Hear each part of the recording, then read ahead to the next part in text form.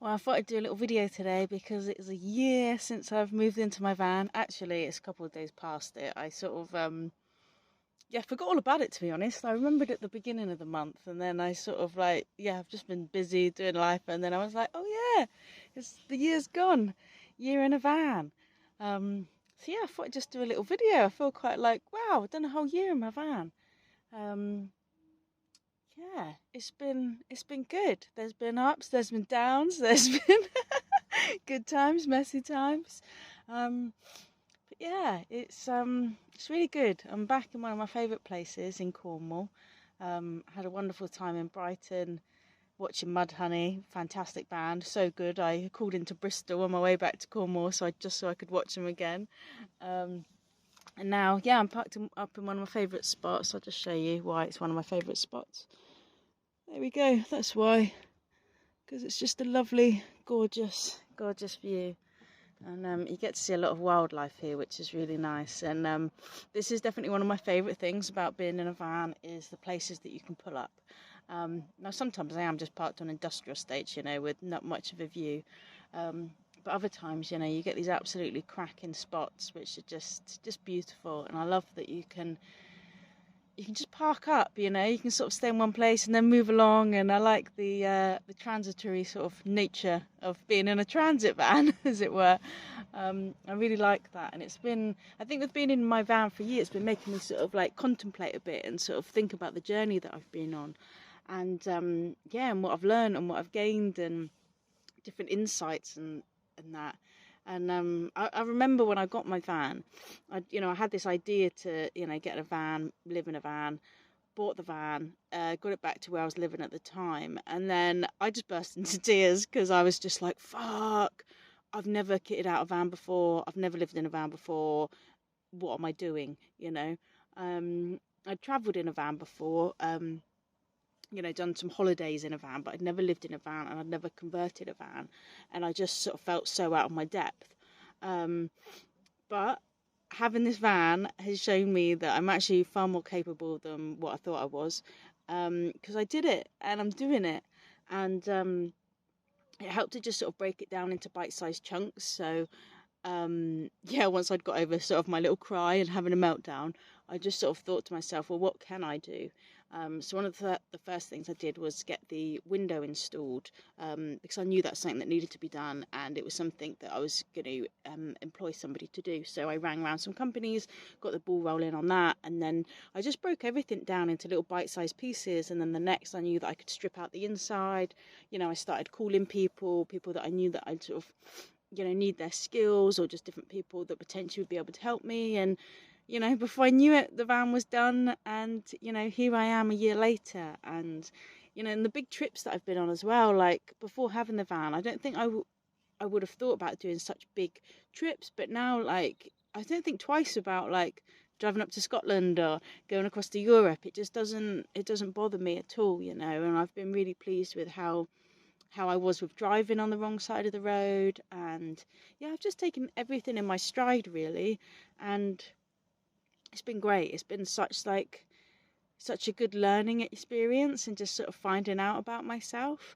And I was wondering the other day, sort of like, if there's things that I don't like about the van, living in a van. And there are definitely things I don't like. The top one being, I miss my cat tremendously. Like, I miss my cat so much. I'm lucky that I can go visit her. My friend's looking after her. I know she's in really good hands. But I do miss her. I really do. And to be honest, I just miss having a pet generally. Like, I've gone, apart from the year that I was at university, but that, the final year of uni, I was away from home. So I lived in student accommodation. That's the only time I've been without a pet. And the same now this year with being in my van. It's the only year. So yeah, I've done like 2 years in my life without animals. Whereas before, like, I've always grown up in the family home. We've had cats, dogs, chickens, a duck. So I'm used to having furry friends around. So I do really miss that. And some people have said to me, like, oh, why don't you get a little dog, or could you have your cat? But I didn't want to take away my cat's freedom by putting her in the van, which that's exactly what I'd be doing. She's lives on a farm at the minute. She's got the life of Riley. So I knew it wasn't right to bring her with me. And I know a lot of people do have dogs in vans, but for me, just with the space that I've got, my current lifestyle, it wouldn't suit it.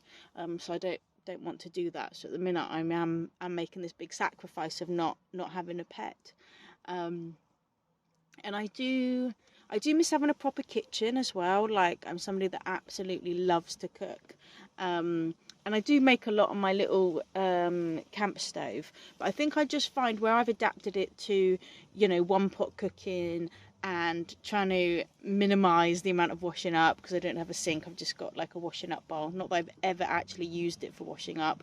I have used it for a little foot spa a few times, but usually I just sort of wash up using my anti-bac wipes, a bit of hot water, and just sort of, just don't just do it that way, really.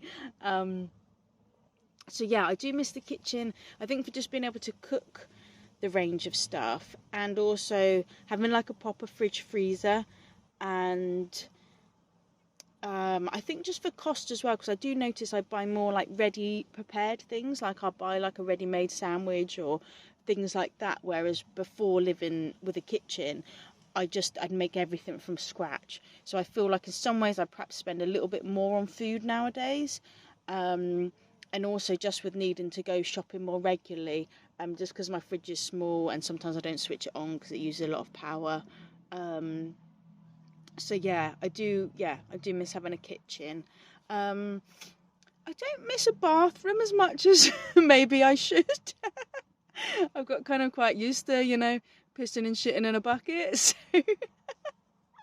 and it really doesn't bother me needing to deal with my waste, and I don't know if that's because of my upbringing. I spent a lot of time in hospital when I was younger, and I had to use bedpans. I had to essentially piss and shit into a bedpan. Well, I did, and I had to have people help me to the toilet. So it's just, dealing with waste, human waste, isn't something that phases me at all, whether it's mine or somebody else's. It's just not a big deal to me at all.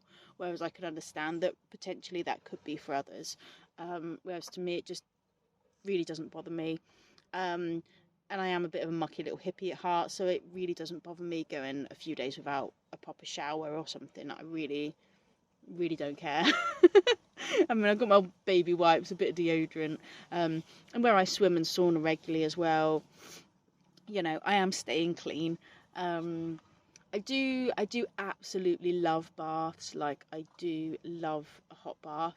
But where I lived in a caravan for 10 years before moving into my van, I've gone 10 years without having my own bath. So again, I can live without a bath, but dreams for the future, I would love to have my own bath, just so that I can, light all the candles, spend hours in there, and, not worry about the time. Whereas when you're using a friend's bathroom, you're a little conscious not to spend like 3 hours in there.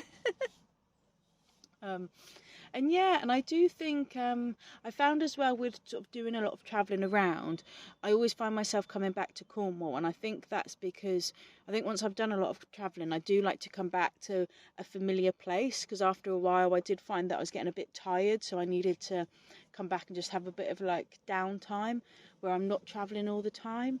And I do have to sort of somewhat reconcile this within me, because I feel like there's half of me that is just this completely wild spirit that just wants to travel, and then there's also this half of me that's such a little home bird, and loves the thought of just being in a kitchen all day making delicious like homemade foods.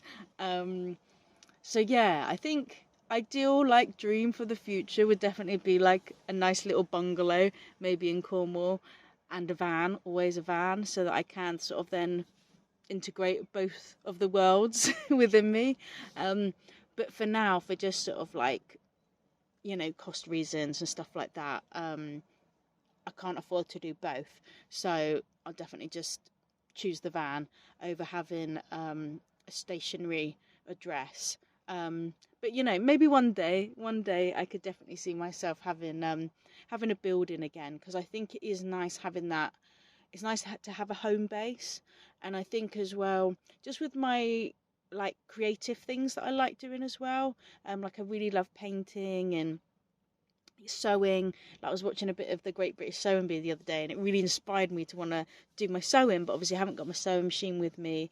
And just with being restricted on space, there's a lot of things, a lot of my hobbies that I used to do that I don't do now, just because I haven't got the space to do them.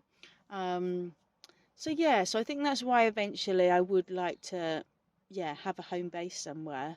But for now I'm good in my van. I like the things that I have got with me, and it's been good to scale back. I've really enjoyed actually just living with minimal stuff, and it's really made me realize how little I actually need. And even now, like being back in Cornwall, I'm like looking at all my clothes and that. I'm just gonna have another clear out, and I feel like every time I come to Cornwall, I literally drop off more stuff. I'm surprised I've still actually got anything in my van, but you just realize how much you really don't need all this crap. And it's like I've got all these clothes up here. Like I've still got stuff with me that I just haven't used since being in my van. So I really feel like I just want to be quite ruthless, really. I've been a year, so I kind of feel like if I haven't worn it in a year, used it in a year, just want to get it gone, really. Um, I mean, there are some things that I will keep hold of, like my jump leads. I don't use them often, but I have used them once actually. It wasn't for me; it was somebody else. But yeah, there's a few things like that, tools that I've got my toolbox. It's rare that I get my tools out, but I'm not gonna not have my toolbox with me. It's handy. So certain things are handy to have.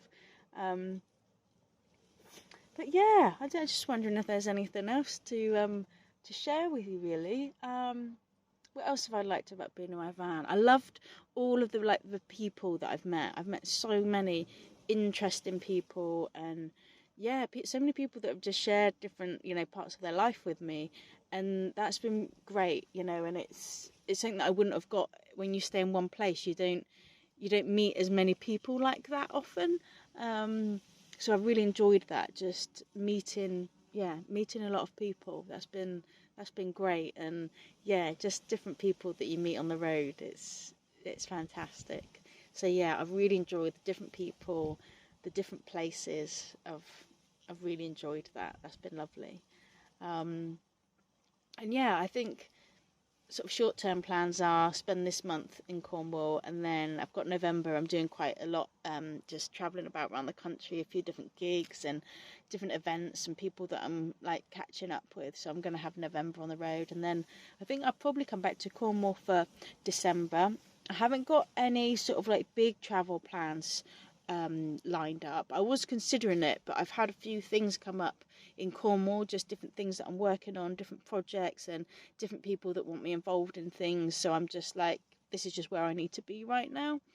Um, and it feels really good. I'm really enjoying sort of like the different projects that I'm working on, and yeah, the different things that are in the pipeline. So I'm excited to see just sort of where things are going to go from here.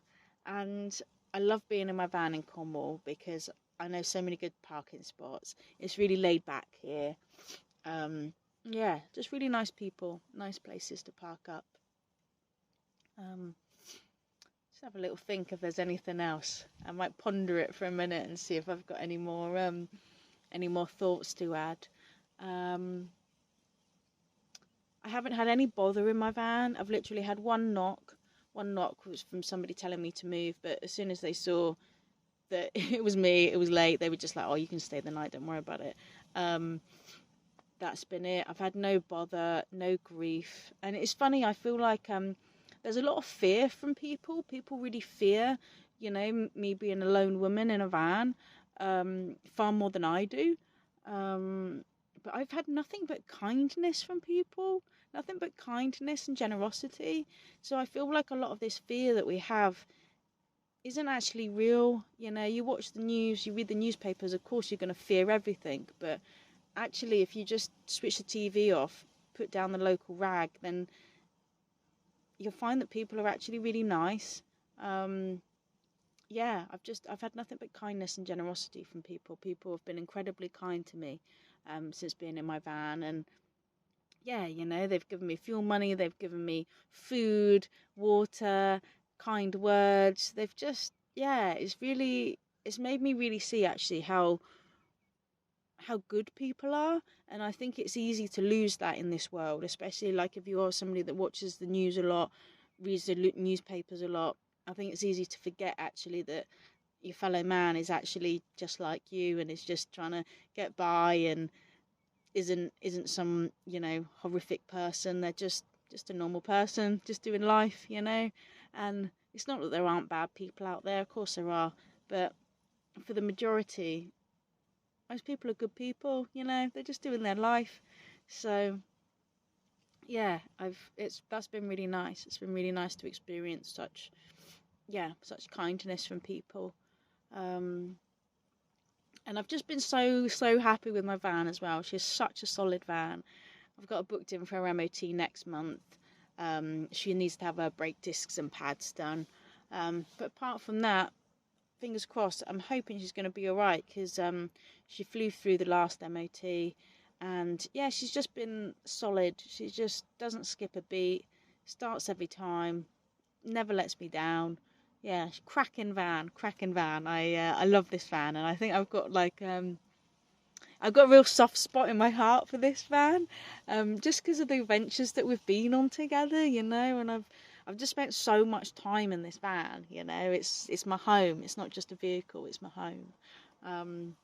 I think that's the only sort of like concerning thing with mechanical things. When your van is your home, then it does get a bit like, ooh, you know, it can be a bit tricky if something does go wrong. So I am really thankful that she's such a good van.